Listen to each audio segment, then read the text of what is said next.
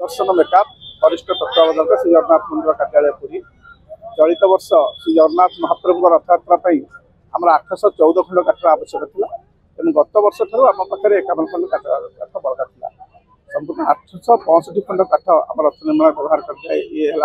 अश्वन धौरा फासी और सीधी ये जो 865 खंड काठ मध्य आज 101 खंड काठ आसिक बर्तमान सिंहद्वार रथ पहुंची आमर अच्छी असन